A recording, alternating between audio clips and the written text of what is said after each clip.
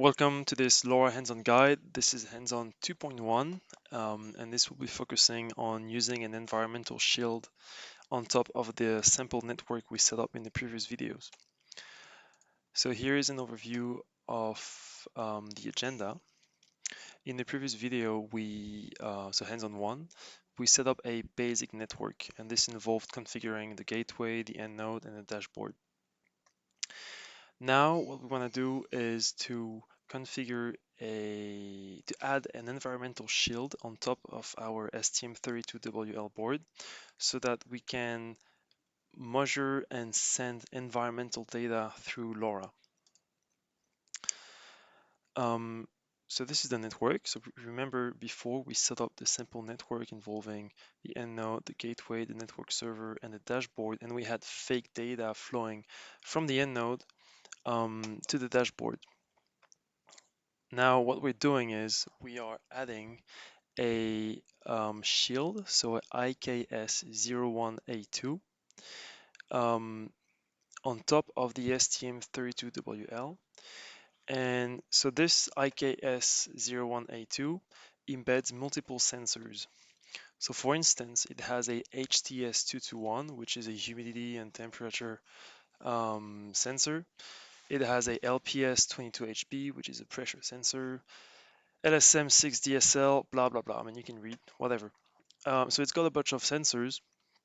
And the way it works is that on the Nucleo board here, let me use it. On the Nucleo board, here you have these connectors, which are Nucleo connectors. And you can connect the shield on top, and then the board is going to be communicating with the shield through I2C. So basically we're communicating with the sensors through I2C. And now in order to handle all this communication, but also all the initialization of the sensors, we're going to need some kind of drivers. So the drivers are just some kind of like libraries which have a bunch of functions which are going to be facilitating how work. So drivers are part of what's called the BSP package, right? So board specific something. And what I recommend is that you read UM2298.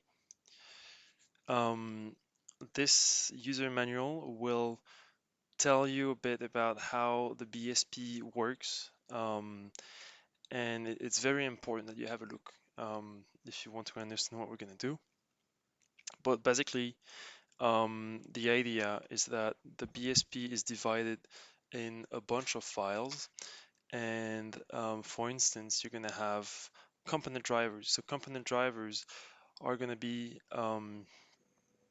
files that are targeted at one specific component. So for example, the HTS221, which is a humidity and temperature sensor, it's got a .c and a .h file, which have functions specific to that specific component. And then you have the same thing for every component. And then you have other files which are a slightly higher level, which regroup all of these things into a shield. And then you will use that file to communicate with the shield. Anyways, the point is not really to go in-depth explanation of BSP, but I highly recommend having a look at this user manual, especially the beginning, and this will help. Okay, so I'm gonna go over everything that we're gonna do. It's gonna be a fairly long hands-on, this first one. So I'm gonna go over everything and then we're gonna do it together. So first of all, we're gonna create a new project, and we are going to do this by renaming the previous project, which was WL Lab 1 to WL Lab 2. So there is a bit of a process to do that. I will show you how it's done. Once we have our new project, we're going to delete the old one, blah, blah, blah, import the new project. All of that is about, creating that new project. Easy. Then we will open the IOC file, and we will have a few things to configure. So we will configure the I2C2, which is used to communicate with the shield. Then we will use the xcube mems1 package to add a few components, and so we will add the IKS 01A2 component, that one here. So this is our shield. Then we will enable that. So there's a few parameters for that specific package. So the xcube mems package, it has to be configured. So we have to do that. Then we will have some configuration of the LoRa middleware. For instance, we will change the verbosity level of the logs. So this means that more logs will be displayed, and it will allow us to have a more in-depth view of what's happening in the code. Okay, then we will generate the code. Good. And then we'll have some modifications, some code modifications that can't be done through CubeMX. So for instance, we will have to re-enable the hybrid mode. Okay, we will have to enable the sensors. Okay, we'll set some variables here. We will change some of the data processing that's already implemented in the example. We're going to load the code on the STM32, and at this point we will see that we will have real data on our dashboard. So we're not actually going to make any change to the dashboard from the previous video. Using the same dashboard this time, we will have real data, and that's going to be great. Now we will actually I will actually show you how to debug the code and how to see the data. So for example, we'll put a breakpoint here, and we will see that, okay, the pressure is 1015, blah, blah, blah. So that's nice. And that will be it. We will have finished this hands-on. We will have environmental data flowing from the end node to the dashboard.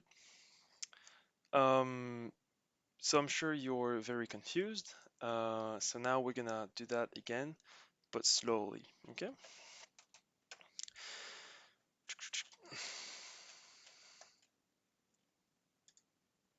So the first step is to open CubeIDE.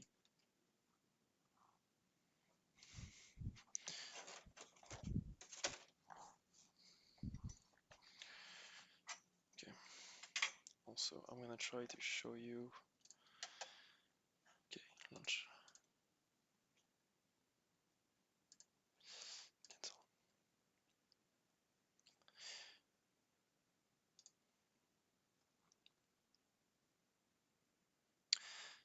Okay. So the first step is going to be to actually stack those two boards. So this is the IKS01A2 shield. If you want, you can use the IKS01A3. There's going to be some differences, but you can. It will work. And this is the X-Nucleo WL board. Okay. So you want to stack them together. So it's really easy, right? But you can't really make any mistake because it can only stack in one direction, but this is what it will look like. Okay. So you've got the antenna here, and it's there, and so the USB is down there. Okay, so I'm connecting this to my laptop with a USB cable, and now I am opening CubeIDE. Once we have CubeIDE open, we are going to want to create a new project which will be called WL Lab 1. But instead of creating a new project from scratch or from the LoRa 1 and node example, we want to build on to the WL Lab 1 project we had before. So there is a bit of a trick to rename the project, but the first step really is going to be to save the current project we have for later. You know, if you want to rerun the training later. So what you want to do is go into your repository, which is under C user, your name, CubeIDE workspace. Then you will find your project here. And if you right click and do properties, you will find that the project is pretty heavy, 61 megabyte. And actually, so that's, you don't want to save that, okay? Instead, what you want to do is you want to first clean your project. And when you clean your project here, what's happening is it will delete all the build files. And once this is done, if you go back here, properties, it's only 8 megabits, okay? So now we will save this. So I copy this and I'm just gonna save it aside. This is actually what I will put on the website. Tac. Okay.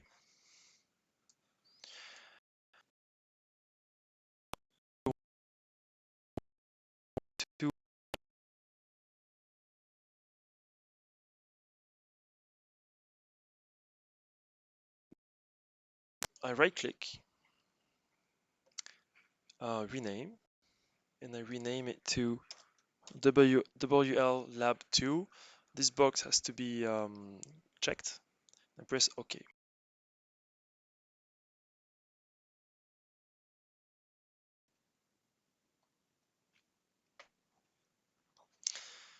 Okay, so our project has been renamed, but now you can see here there is something a bit weird because we have WL Lab 2 in WL Lab 1, and this is because while the project itself has been renamed, it is still in a repertory that is named WL Lab 1. I don't really like that, so I will have to rename this in the file system. However, what happens is once I've done this, my CubeIDE doesn't actually know where the project is anymore.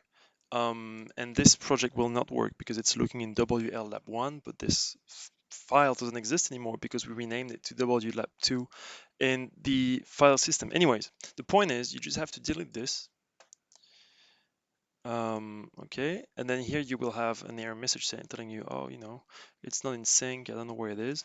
Okay, we know that.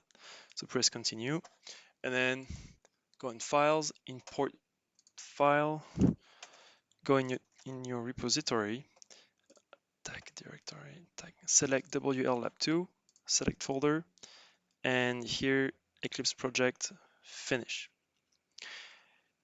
And so that's it. We have this new project which is the same as WL Lab 1, but it is now named WL Lab 2. And if you think that renaming project is unnecessarily hard, well, you shouldn't complain because it's actually pretty easy now. It's much easier than it was before. Anyways, so now the next step is going to be to configure a lot of things. And so we're gonna take it step by step. I will alternate between the slides and the actual modifications. Okay. So the first step was to configure the I2C. Okay. I2C2. And the reason for that is that we use I2C2 to communicate with the shield. So let's go. So I clicked on WL Lab 2 IOC.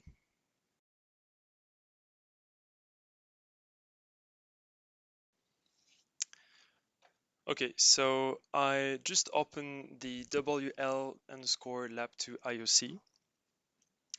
And we will now have to configure a bunch of things. And what I will do is that I will actually alternate between the slides and CubeIDE so that you can understand what we're doing and why we're doing it. So here we have to remember that the Nucleo WL55JC communicates with the IKS01A2, that is the shield, through I2C2. Why I2C2? It is because of the actual hardware connection. So if you want to check the schematics, you can check MB1389 and UM2121, and you will see that when you stack the boards, I2C2 of the WL board is connected to the I2C path on the shield. Then we just have to go here, connectivity, I2C2, I2C. And we don't actually have to configure anything else. So all of this stays as is. I'm just gonna go through the parameters real quick. Okay. Now, when you configure the I2C, if you go in the parameters here, the GPIO settings, you will see that it has selected PA12 and PA15. Okay. However, if you check the schematics, you will see that you need to select PA11 and PA12. And so these are the schematics I was referring to earlier. You can see here PA12, PA11, and this. Okay, so you can check the schematics or just trust me. But what we have to do here is instead of having PA15 here, we want PA11. So I go on PA11. If I don't know where it is, I can just type it here, PA11, and it starts blinking, right? And then here I select I2C SDA. And before I do it, I just want to show you PA15. So PA15 is here, right? As soon as I select I2C2, that one doesn't have anything on it anymore. Okay. So that's nice. And we've configured I2C and it is on the correct pins. Very important. Now, if you go on my website, you will find that um, there is a way to add all the drivers, all the BSP files, blah blah blah, all the components files manually, but it's quite hard and time consuming. So instead, we can use a pack, which is the X cube. So sorry, which is the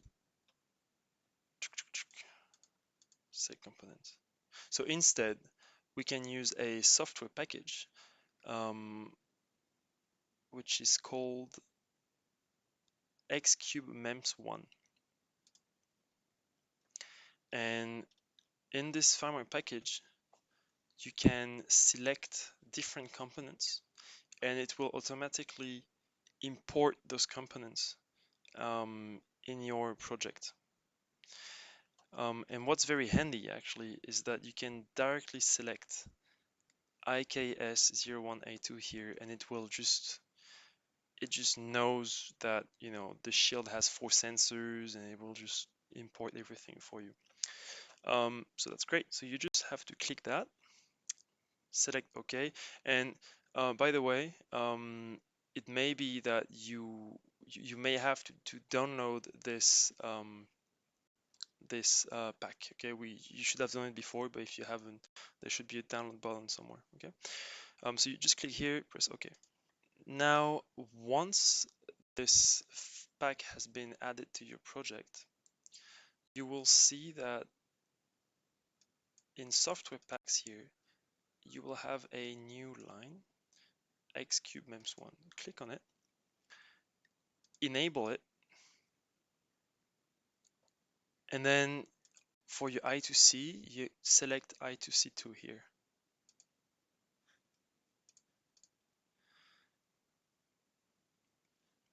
So that's it. That's all we have to configure for the x kubemems package. Then we will go on middleware in under LoRa 1. Hands-on.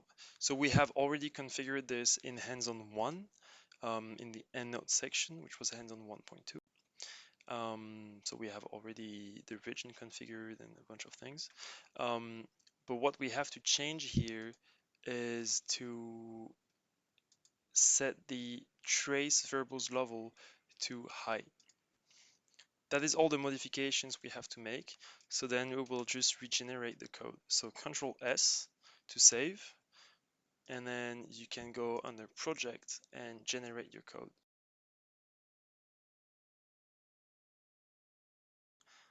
Okay, once the code has been generated, you can close the IOC file, and then you want to open the file the file explorer, project explorer. So click here,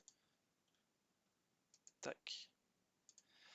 And we are going to have to make some code modifications. These are things that cannot be done through CubeMX. For instance, we have to set the hybrid mode again. So this is something that was explained in hands-on 1, but we have to do it again, and I will tell you why. So just open LoRa 1 underscore conf.h.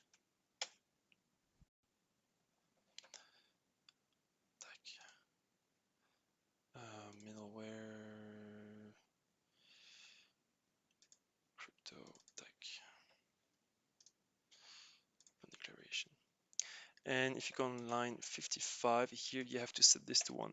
And now you may be wondering, wait, we created WL Lab 2 from WL Lab 1, and this modification had already been done on WL Lab 1. So what happened here? And the answer is that when you regenerate code with CubeMX, so the IOC file, it will delete all the modifications that are outside of user sections. And user sections are things like that. So when you have something that goes like user code begin, user code end, you can type anything here and you can regenerate the code and it will keep these modifications. But everything that's outside of it will be lost. And for instance, this variable here, hybrid enabled, is outside of a user code section. So every time you regenerate your code, this modification will be lost. So this is a bit annoying, obviously. It's a bit of a trade-off of using CubeMX. I think ultimately the hybrid enabled variable will be included in CubeMX. So this is why you need to make sure you use the latest versions and maybe check in the LoRa 1 section, and maybe it's been implemented already. But anyways, I have to do it manually. So I just changed this from 0 to 1. So the next step is to go in systemconf.h and to enable this variable here. So I'm going to do that. Go in systemconf, Control H, systemconf, tag, right click, open declaration, line 44.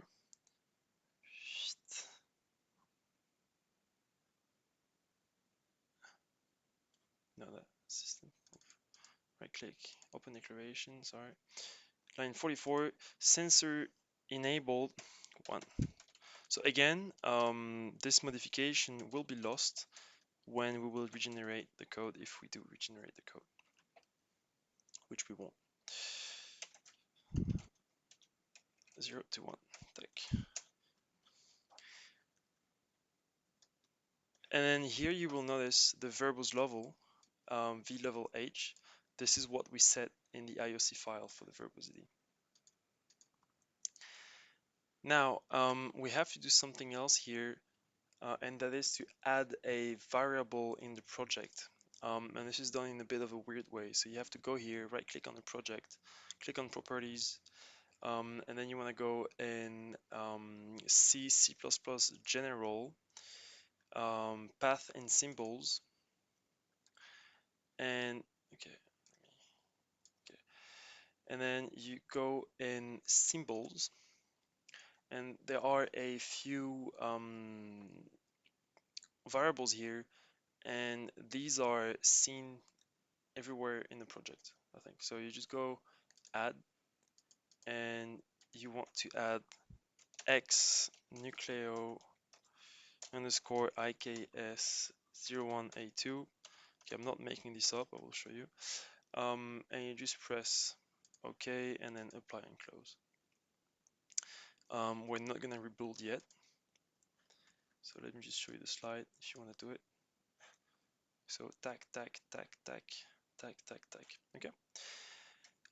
If I look for this variable,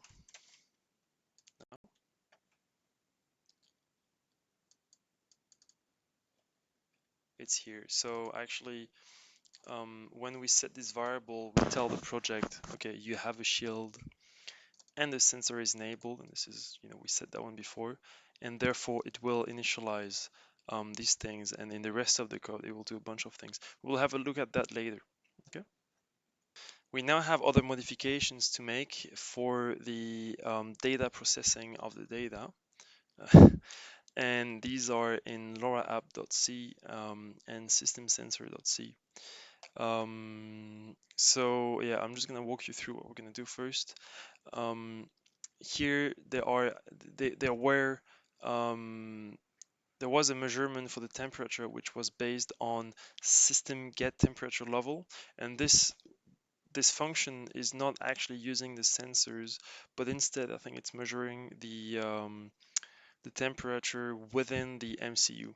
So we don't want to use that, and instead we want to use what comes from sensor data. And then here in system sensor, there was two measurements for the temperature. So here, environmental sensor, they were measuring the temperature using the LPS22HB, whereas they are also measuring it with the HTS221.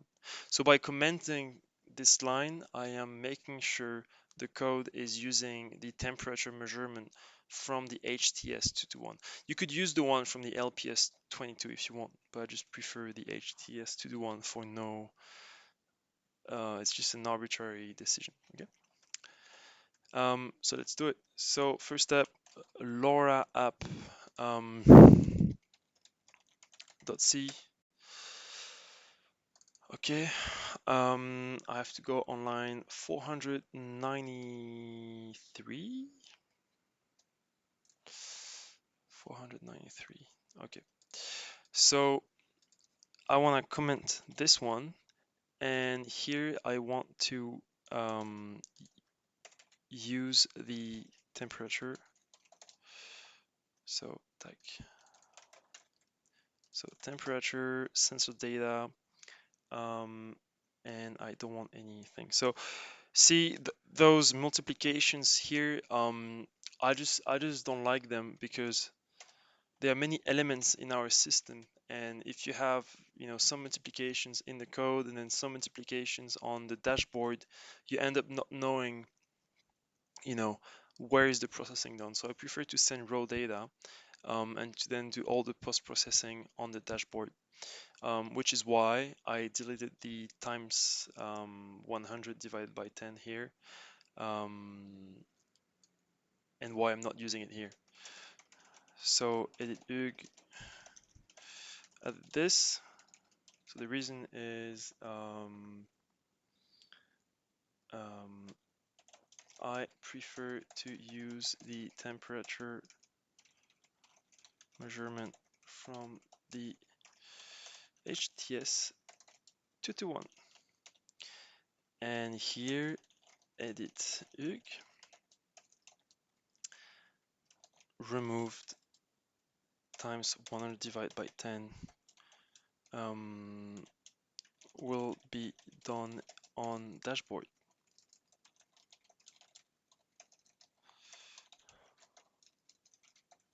On dashboard, okay, and that's it. Then the next modification was on systemsensor.c.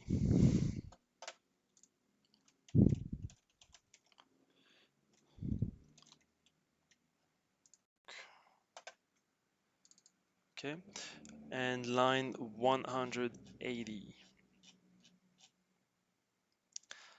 180. So first of all, you will see that these sections here, which are not grayed out, um, will be executed.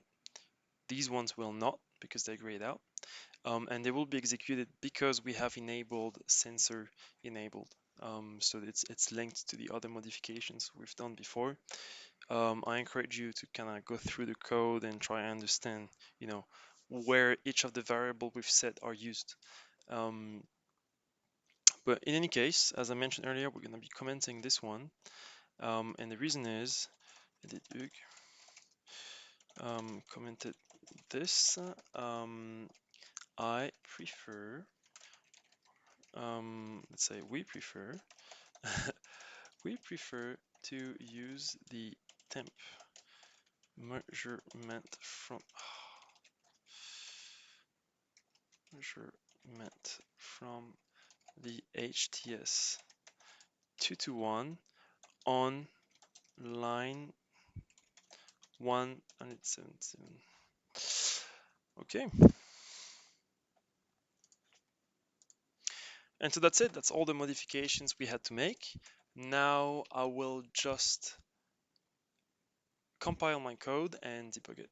So click here. So actually I will go right click, debug as, tag. So a quick reminder, we still have this dashboard running. Please check the previous video, hands-on 1.3, if you want to know how to open this dashboard. But as you can see, what we had is we had constant data, fake data. And now we're not going to make any change to the dashboard, but we're just waiting for the STM32 to be loaded with the new code. And what should happen is that the dashboard should now display real data. Okay, so sorry, I keep having connection issues, but it's linked to the network I'm using. Now we can see that we have real data that's being displayed. And actually, you can see that if I run it, right, so 28, the humidity is off the roof. There's something wrong there. Anyway, so we can see that data is moving. Something is definitely happening. But environmental data is not really the most dynamic data to look at. It will be more fun in the next video.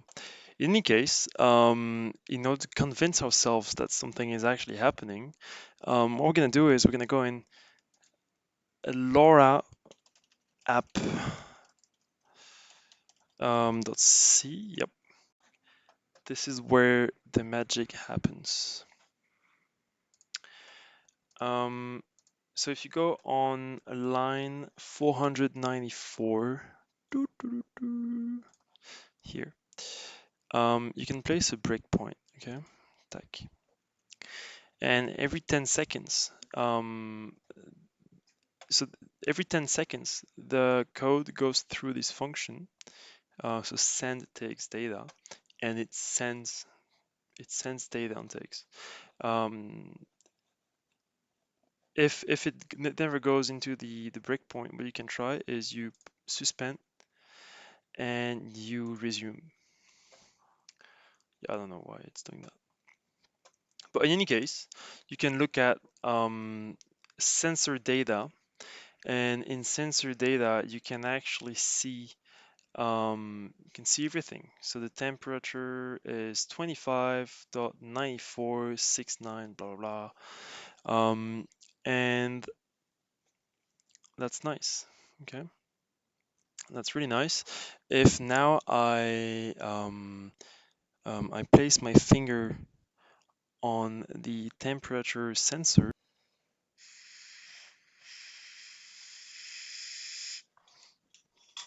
So the temperature is indeed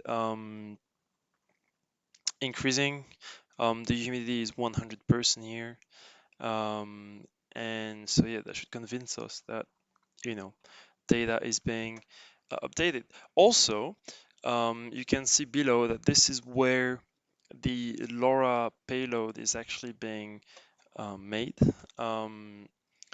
The data, pressure, temperature, humidity, is put in app data buffer. App data buffer, which in Australia is only 10 bytes. And then it's this data that is sent through LoRa.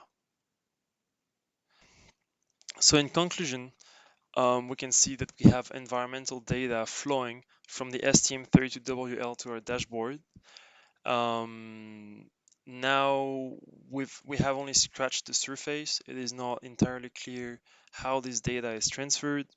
And also, you may be wondering, what if I want to use a different sensor? And for instance, in the next hands-on, we will be using the motion sensor, the accelerometers, and this will be a lot more dynamic. It will move a lot more, so that will be fun. See you in the next video.